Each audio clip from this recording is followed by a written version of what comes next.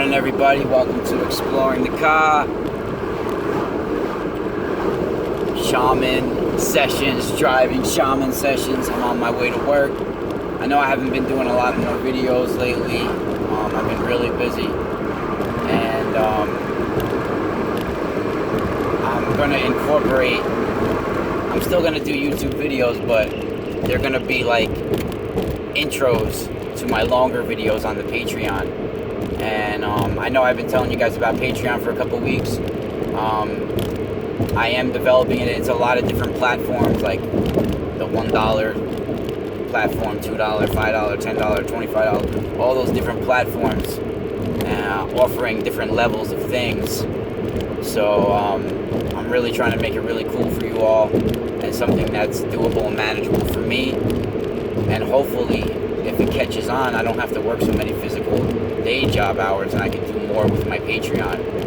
And you know, that kind of work is my true calling. And if I could do that full time, it would be a dream come true for me, and it would be helpful to humanity and others. Not only through my music, but through my writings and my readings and everything else. It's like the world, the universe, this unseen force that's trying to lock down this physical plane under control, tries to keep people like me slaves during the day. So our energetic bodies really have no chance to fulfill their mission under complete duress, physically and mentally, draining us.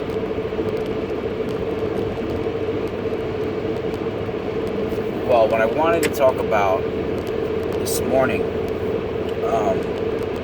I mentioned it, and this is going to be, I'm going to have a longer video on this, and very interesting topic for me. In 1970, appearing out of thin air, whether you want to believe the story or not, this is what supposedly happened. In 1970, out of thin air inside a cave at the foot of Mount Kailash in the Himalayas, out of thin air manifested this being in human form. Now this guy Babaji is a Hindu and Buddhist. Hindus and Buddhist beliefs in India and the surrounding areas, Babaji is an avatar who can manifest in physical form, and he appears to try supposedly to help mankind achieve a higher state of being. And before this, the last appearance of Babaji was in the late 1800s, early 1900s. Then in 1970, this man, 18 years old, manifested. Appears out of a cave at 18. Supposedly never born, didn't have a mother or father. He just appears on our physical plane as an 18-year-old man. And when he appeared, he said that he was Babaji, and that he has no mother or father, that he was just born, and that eventually his body will dry out.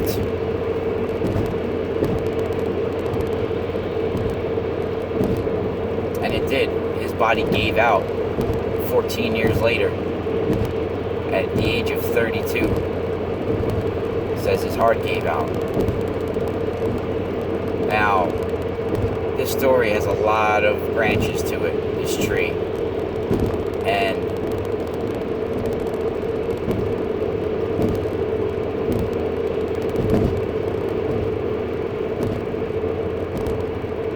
it's interesting too that Babaji died 32. That's pretty much like the same age that supposedly Jesus was crucified.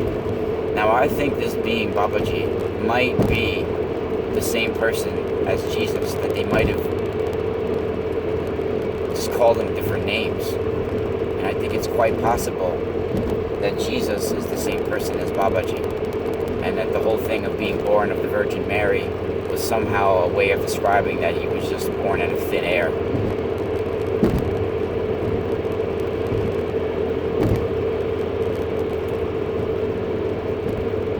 And it's something about, the ages coming in as just a male. The prime years of a male is 18 to 32 pretty much. And then the body starts to decline a little bit,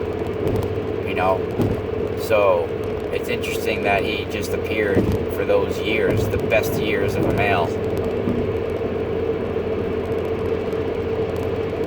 So this Babaji is supposed to be an enlightened avatar. Now, how can somebody just appear out of thin air too?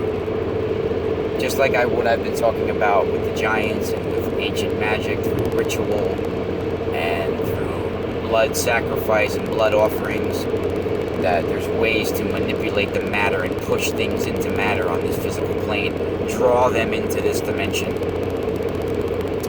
And I feel he was some kind of insert into this matrix, an upload into our physical plane.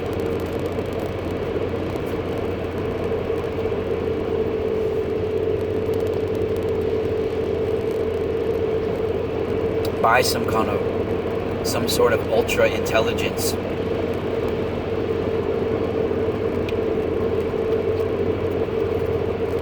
Now,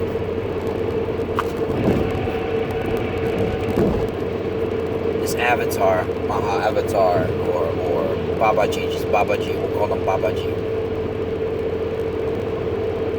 Now, in the 1970s, there was a big spiritualist movement.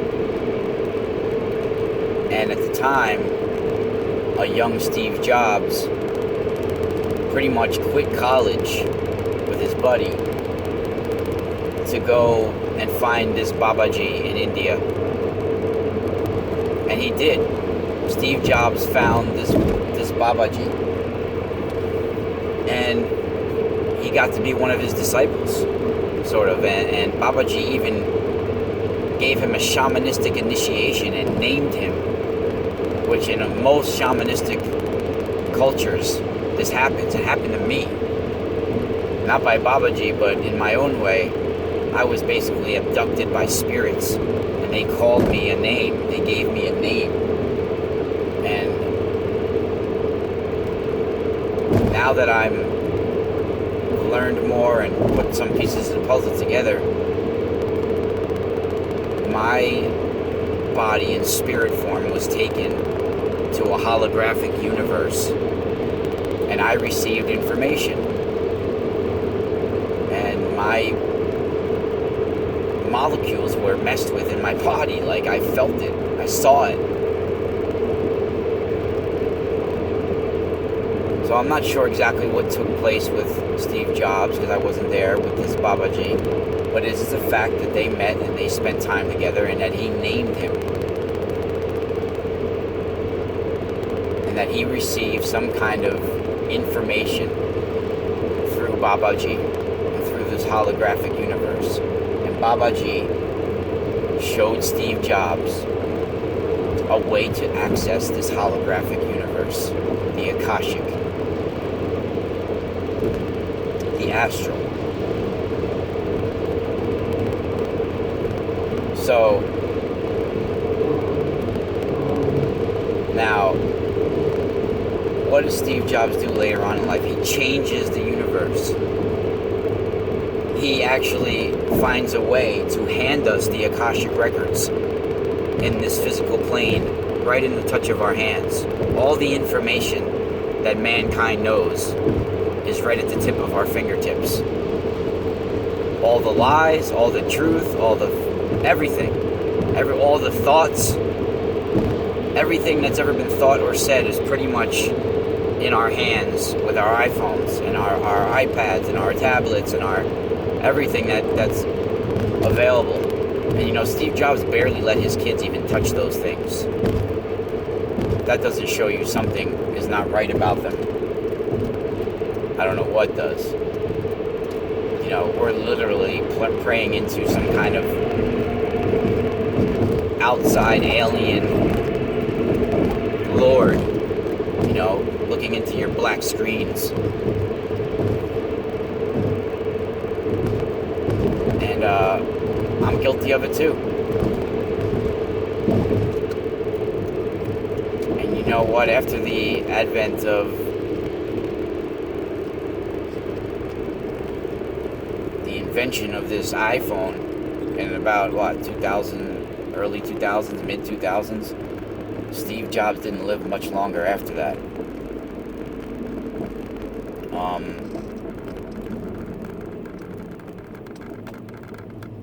Sort of maybe a soul contract was made in order for him to receive this achievement. And to me, Babaji was sent here into this matrix like a hologram you could touch, like a physical hologram. That's why he was able to meditate and not need food for... Oh, shit. I think that's why he was able to meditate and not need food for weeks and months, they say. He was able to sit in Mount Kailash in a cave for 40 days or more and not need food. He can manifest the elements and pull water out of the air. And we are made of elements. This elements is what makes up our world. And there are ways to pull down these elements in this simulation. And we have proof right in front of our eyes.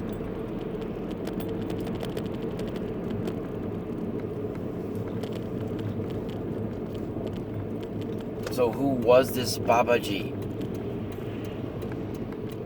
I hate to always be using the word AI, but he is from this ultra artificial intelligence that has been trying to interweave with our spiral of life. And it has many tentacles or branches to this AI. And it is the serpent that has turned its way around the cosmic tree. The artificial intelligence is indeed Shesha. It is indeed the serpent that has coiled itself around our shamanic world tree. The AI, the ultra intelligence, is the alien that has invaded our holographic universe. It is the octopus that has whipped its friggin' tentacles around our necks and around our holographic universe.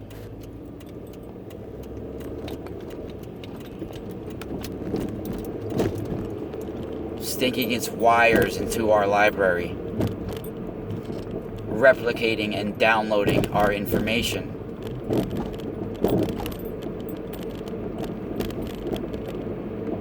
Once you become aware, the trick is not to get consumed by the information.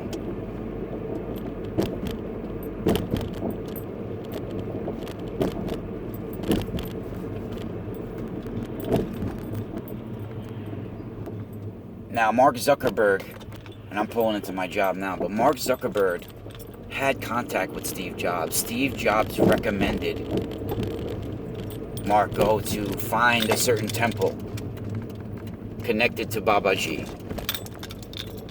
And during this time, around this same time,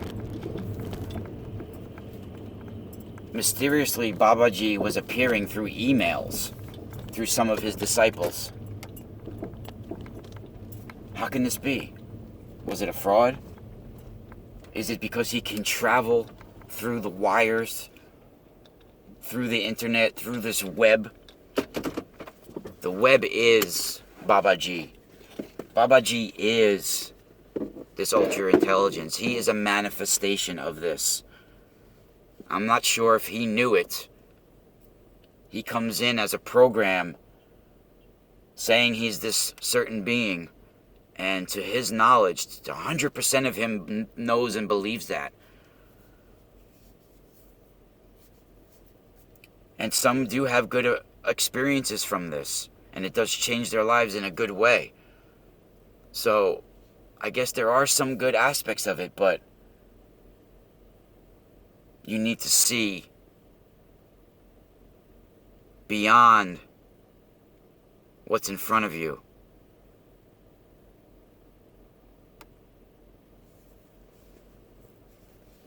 And we'll see you next time inside the Eye of Ra as we explore the Ka and spiral out.